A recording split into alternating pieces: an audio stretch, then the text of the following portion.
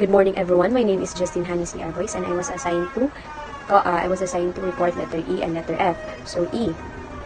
Services subject to percentage tax under Title V of the Tax Code as amended Section 116 to 127. Percentage tax are discussed in Chapter 9 of this book. So illustration 4. Determine which transaction is subject to VAT. Transaction 1. Gross receipt of transaction contractors engaged in the transport of passengers by land. So, percentage siya, although mo-exceed siya into 3 million, but subject siya sa 3% nga percentage tax. So, 2. Gross receipt of transaction contractors engaged in the transport of goods and or cargoes by land. 3. Cargoes receipt of domestic carriers engaged in the transport of passengers by air or sea. 4. Gross receipt of domestic carrier engaged in the transport of goods and or cargoes by sea or by air or sea. So, katong tuloy is the same na siya ang 2, 3, and 4. According to RR 16-2005, domestic common carrier by air or sea are subject to VAT on their gross receipt from their transport of passenger. So, goods or cargoes from one place in the Philippines to another place in the Philippines. So, cover siya means according to RR 16-2005, subject siya sa VAT. Number 5. Gross receipt of international air carrier doing business in the Philippines. So, percentage tax siya because international flights or shipment of domestic carriers by air or sea shall either be subject to 0 VAT or VAT except non-VAT. Domestic carriers are exempt from value-added tax. So, means dili siya apil sa the VAT tax but cover siya sa percentage tax. So, 6. Gross receipt from international flight of domestic carrier. So, ang 6 is the same na siya sa number 5, but ang 6 was registered siya sa VAT tax, but ang 5 is dili siya. So, percentage tax ang 5, but ang 6 kay registered ba siya sa VAT. So, cover siya sa VAT. So, 7. Gross receipt of bank and non-bank entities doing business in the Philippines. So, 7. Every bank or non-bank is always subject to percentage tax din siya. So, number 8. Gross receipt of radio and or television broadcasting companies with annual gross receipt from the preceding year exceeding 10 million pesos. So, kaning 8 is subject to VAT siya. Or it's because registered man siya sa VAT tax. Muna nakastate. So, 9. Gross receipt of radio and or television broadcasting companies whose annual gross receipt of the preceding year does not exceed 10 million pesos. Assume non-VAT registered. So, number 9 is registered siya sa percentage tax. But ang 9 is dili man siya registered sa VAT tax. Number 10. Gross receipt of operators of cabarets, night and day club. So ang 10 is cover siya sa percentage tax. According to RMC 18-2010, that cabarets are videoke bars, karaoke bars, karaoke television, and karaoke boxes for the purpose of exposing the 18% amusement. So, mismo ang mga mupalitay like mga tao dito nga customer nila mo cover sa VAT, but ang company would cover sa percentage tax. So, cover siya sa percentage tax. Let's answer letter F. Services by agricultural contract growers and mailing for others of pala into rice, corn into grits, and sugarcane into raw sugar. Section 4.109-1B1F of RR 16 -05 provides that agricultural contract growers refers to those persons producing for others poultry, livestock, or other agricultural and marine food products in their original state. Its services growing of poultry, livestock, or other cultural and marine food products into marketable poultry, livestock, or other marine food products. There are agricultural contract growers which often processing, toll dressing, toll manufacturing as a package, which services to its toll growing. Toll processing, toll dressing, toll manufacturing involves procedures such as weighing, peeling, dressing, scalding, cut-ups, and packaging. So agricultural contract growers are individual who produces cattle or other agricultural and marine food products into their states. Organization for the benefit of others. It assists in producing marketable poultry, livestock, or other meat and seafood items from eggs, chicks, or other agnaut and seafood products. So,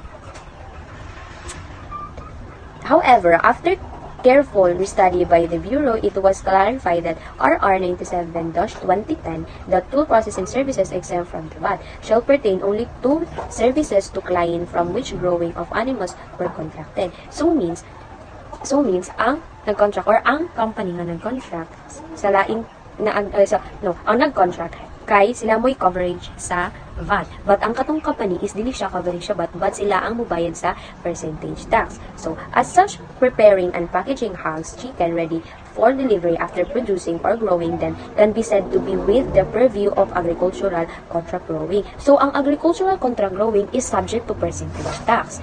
Then, however, if such an activity is done independently of growing poultry, livestock, or other agriculture and marine food products, the same can be considered as baitable services not covered by agricultural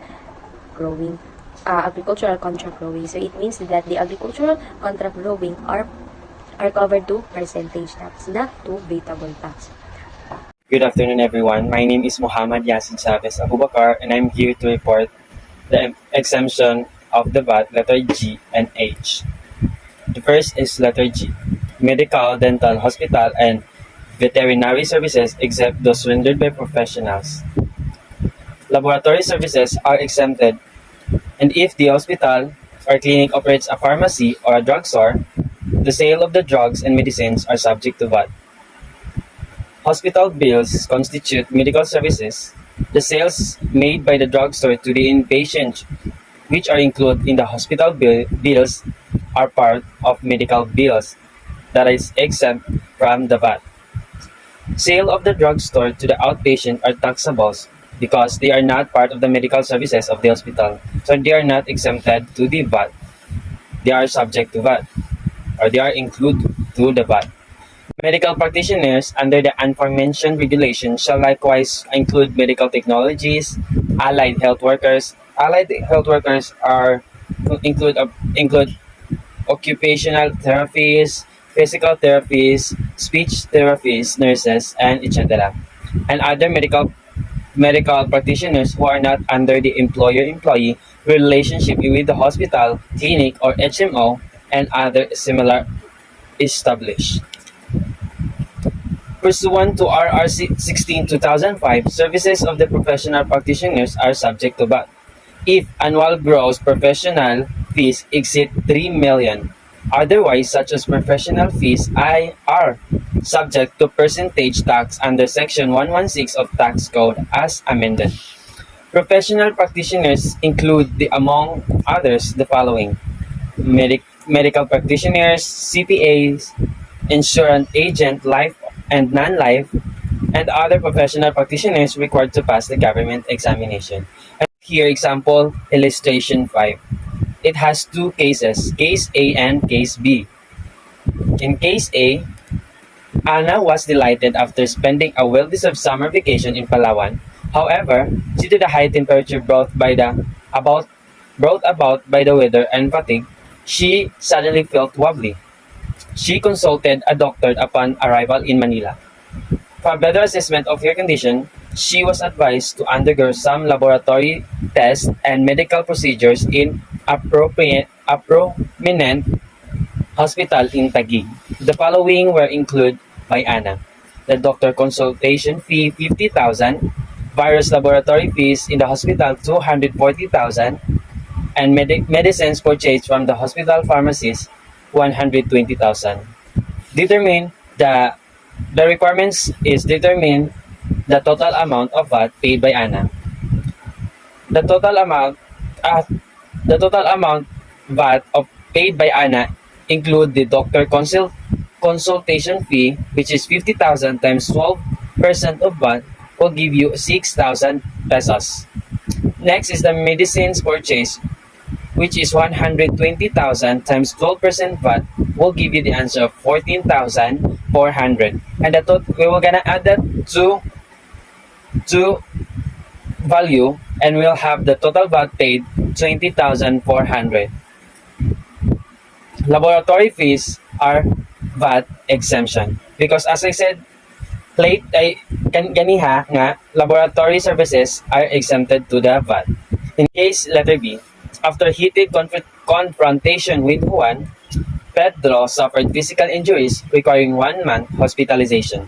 The following were incurred by Pedro: hospital bills had 250,000, laboratory expenses exclusive of medicines 175,000, medicine purchased from the hospital pharmacy, which is 60,000, and medicine purchased from the pharmacy outside of the hospital is 75,000. Requirements or required: determine the amount of VAT from the foregoing expenditures. The total VAT is 16,200, and it includes the medicine purchase from the hospital pharmacy, which is 60,000 times 12% VAT, will give you 7,200. Medicine purchase outside from the hospital, which is 75,000 times 12%, will give you the answer 9,000. And if you add the two value, will give you the total of 16,200, and that is the total VAT from the foregoing expenditures of Pedro. Next is letter H. Educational services rendered by the private education institution duly accredited by the Department of Education, DepEd, the Commission of Higher Education, CHED, and the Technical Education Skills Development, or TESDA, and those rendered by the government education institution. Educational services shall refer to the academic, technical, or vocational education provided by private education institution duly accredited by the DepEd, the CHED, and the TESDA, and those rendered by the government education institution, and it does not include seminar, in-service training, review classes, and other similar services rendered by the person who are not accredited by the CHED, DepEd, and or the TESDA. On the section 4, 109 to 1B HRR 16 in 2005. In illustration 6, we have illustration 6 here.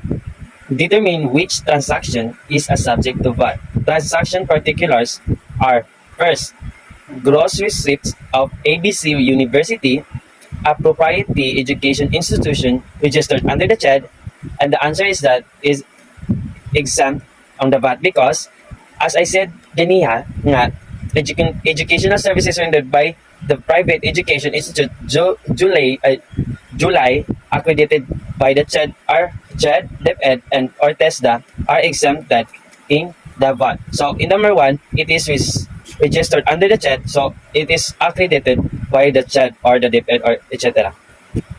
Number 2, gross receipt of St. Mary University, a non-stock or non-profit educational institute registered under the VAT. So 1 and 2 are the same. They are not subject to VAT. Number 3, gross receipt by XYZ Primary School accredited by the Department of Education or DepEd. So in the number 3, in the word 1, it is not subject because it is not subject to VAT because you can read in the word accredited by the Department of Education. So it is the same. It is the same to the number 1 and number 2 that are not subject to VAT. Number 4, gross receipt by Employee Me Now Institute, a vocational registered under TESDA. So number 4 is just the same because it is accredited by it is the same in number 1, 2, and 3 because in number 4 it is accredited by under the TESDA. So number 5, gross receipt by Review School offering of CPA review course. The answer is that it is subject to VAT because, as I read ganiha, that educational services shall refer to the academic, technical, vocational education provided by the private educational institute duly accredited by the DepEd, CHED, and TESDA. And it does not include seminar and service training, review classes, and similar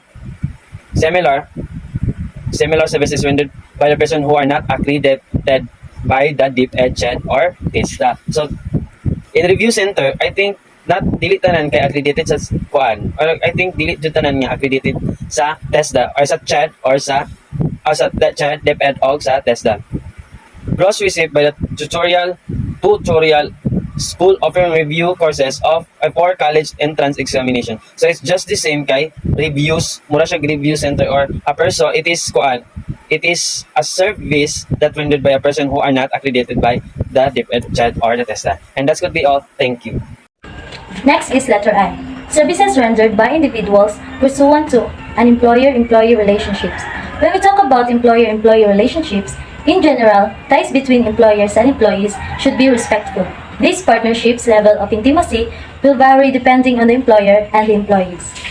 The entire business gains when workers and their employees have solid, positive relationships. According to studies, workers who have respectful working relationships with their employers are more likely to be long-term content, devoted, and productive. Okay, so in my own understanding about this statement, it is VAT exemptions under Section 109. Any compensations that have an employer-employee relationship has withholding tax, that's why it is taxable. For example, in the call center, when the salary reaches 10K, it is taxable. Lastly, we have letter J. Services rendered by regional or area headquarters or RHQs established in the Philippines by multinational corporations which act as supervisory, communications, and coordinating centers for their affiliates, subsidiaries, or branches in the Asia-Pacific region and do not earn or derive income from the Philippines. The regional or area headquarters established in the Philippines by multinational corporations exempted from the value-added tax. Since it does not generate income in its operations in the Philippines, an RHQ is exempted from paying income tax and value-added tax to the Bureau of Internal Revenue or BIR. It is the same in the letter I. It is VAT exemptions in the Philippines under Section 109 of Tax Code. For the transactions to be vatable, there must be sales, barter, leases in the normal generation of the business, or every profession like teachers, then it must be taxable. In addition, the income must be from here in Philippines to be vatable. Also in profession, there are services rendered, but there is no employer-employee relationship. So thank you.